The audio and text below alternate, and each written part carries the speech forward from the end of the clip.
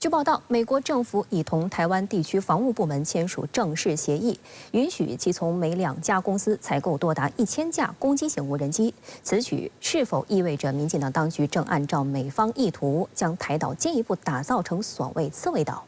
但为何说美国推销台当局照单全收的这些无人机的实际作用极为有限？来看报道。 此次美方批准对台出售的是美国宇航环境公司的弹簧刀300型巡飞弹，以及安杜里尔公司的阿尔提乌斯600MV 反装甲无人机。据悉，台湾地区于9月底签署了一份交付承诺书。消息人士透露，很快就会签署包含明确数量、金额和交货日期的合同。对此，外交部发言人林健在29号的例行记者会上回应称，已制裁涉事美企及其高管。 中方坚决反对美台军事联系的立场是一贯的、明确的。你刚才谈到的、涉及到的相关的两家美国的企业及其主要高管，已被中方制裁。 今年1月，外交部宣布对宇航环境公司等5家美国军工企业实施制裁。7月，中方宣布对美国安杜里尔公司等6家企业进行制裁，并对宇航环境公司和安杜里尔公司的5名高管采取反制措施。 据公开资料显示，阿尔提乌斯600MV 无人机是一款多任务飞机，作战范围160公里，飞行时间可达近2小时。此次售台的阿尔提乌斯600MV为安装巡标器及爆破弹头的型号，可满足部队反装甲打击任务所需。去年4月初，安杜里尔公司在网上发布了一段视频，展示了该无人机的部分性能和现场测射过程。 一架阿尔提乌斯600MV直接命中靶场上作为目标的一个集装箱，随即发生巨大爆炸，证明其具有一定打击能力。 但专业军事媒体对这款无人机的实战效果并不看好，指出制造商美国安杜里尔公司发布的都是理想化的数据，但阿尔提乌斯600MV的战场表现非常糟糕，尤其是难以抵抗电子干扰，说明其只适合于低烈度的作战环境，只有在面对弱者时才能发挥效用。 而弹簧刀300型巡飞弹则主要用于针对人员等软目标，射程仅为30公里。早在美方刚公布这笔军售的时候，就有岛内舆论质疑其效果。但是这2款无人机，大概它的攻击效果只是一个，就是大概等于类似一个小迫击弹的这个爆炸效果。对于具有装甲防护力的部队来讲的话， 它的杀伤力等于说是根本就是没有什么效果。我们从这个台湾购买的无人机来看的话，那么我觉得的话呢，在实际战场上作用来讲的话呢，表现的并不突出，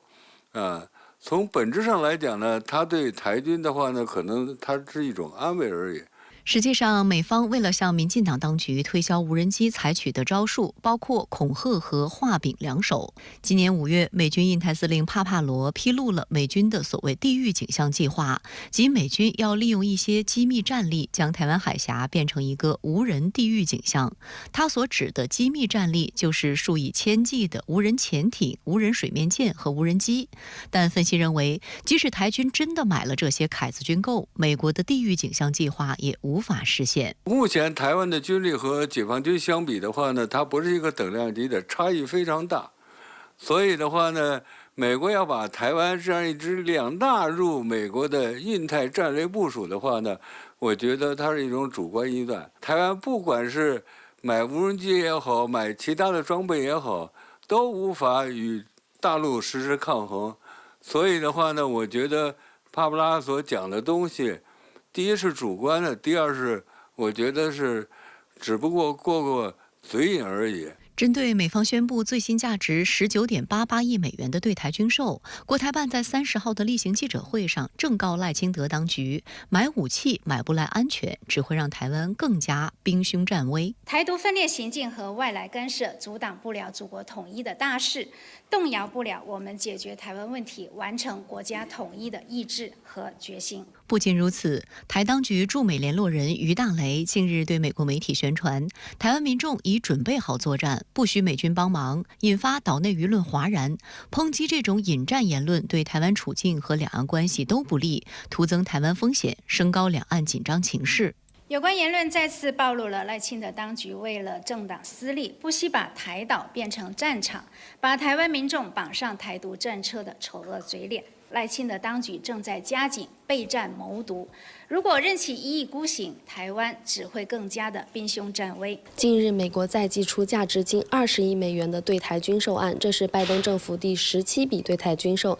也是其任内数额最大的一次。美台不断强化军事勾连，遭到党内舆论强烈反感。有民调就显示，民进党支持度创下7个月来新低。美台在军事层面以外的勾连也同样值得警惕。美国在台协会华盛顿总部执行理事兰英于10月28号到11月1日窜访台湾。分析认为，这实际上是美国政客在玩政治游戏，通过在台湾地区的表演，一方面来搅乱台海的局势，挑动台海的对立；另一方面通过打台湾牌来服务美国大选。美国财政部29号还称，将与台当局开始就解决双重课税问题展开全面协议谈判。首轮谈判预计于未来数周内登场，预计协议内容将包括降低跨境支付股息、利息及特许权使用费的预扣税等。实际上，这一谈判被认为是拜登政府将民进党当局排除在所谓印太经济框架之外的一种补救措施。然而，此前被拜登政府视为一大政绩的印太经济框架，已经陷入偃旗息鼓的尴尬境地。与民进党当局讨论经济，也必然不会给台湾企业以实实在在的利益。另据福建海警30号的消息，大陆海警船在金门附近海域依法开展常态化执法巡查。10月以来，福建海警组织舰艇编队持续加强金门附近海域执法巡查，进一步强化有关海域管控力度，切实维护包括台湾地区在内的中国渔民合法正当权益和生命财产安全，有力保障下金海域正常航行和作业秩序。28号，美方证实将提供800万美元，帮助菲律宾海岸警卫队实现现代化。菲律宾国内普遍担忧，美国大选后，新一届美国政府对菲律宾的支持会大幅度削弱。而美方这次出现800万美元，被认为是给菲律宾舆论派发一个新闻炒作点，买个安心，但实际效果聊胜于无。据美国驻菲律宾大使馆28号的声明，近日美菲举行第3次双边海上对话，再度炒作南海问题。声明还承诺，美方将提供800万美元资金，约合人民币5700万元，帮助菲律宾海岸警卫队实现现代化。资金将用于加强菲律宾海岸警卫队的基础设施、制定培训计划以及获取资源和管理规划。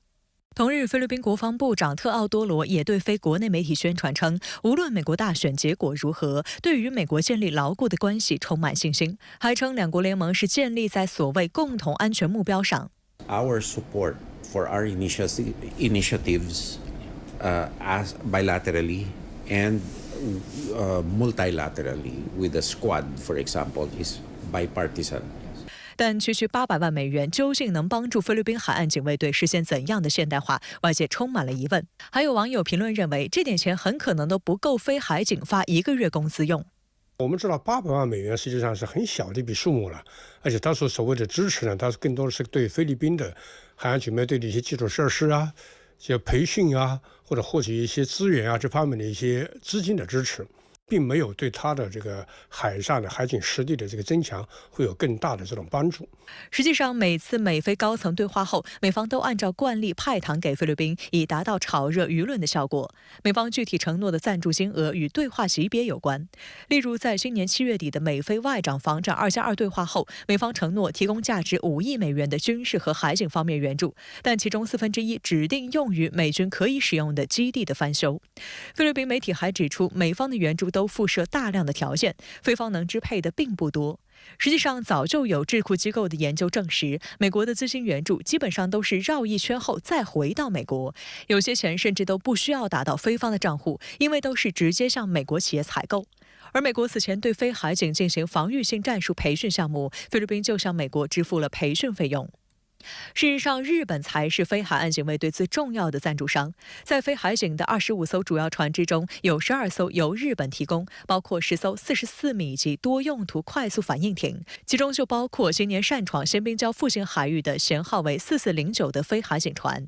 今年5月，日本通过日元贷款，再向菲律宾追加提供5艘97米的大型巡逻船，预计交付时期在2027年至2028年之间。但随着刚刚落幕的日本众议院选举中，自公执政联盟惨败，石破茂能否继续执政也成为悬念。这势必给日本未来的外交安保政策增添新的不确定性，这或将进一步削弱日本搅局南海的力度。日本长期以来要利用菲律宾，那么对中国在台海、在南海施加压力，来缓解它在东海的这样的压力的需求，它有这个需要，但事实上，它可能长远来看，它的能力还是有限的。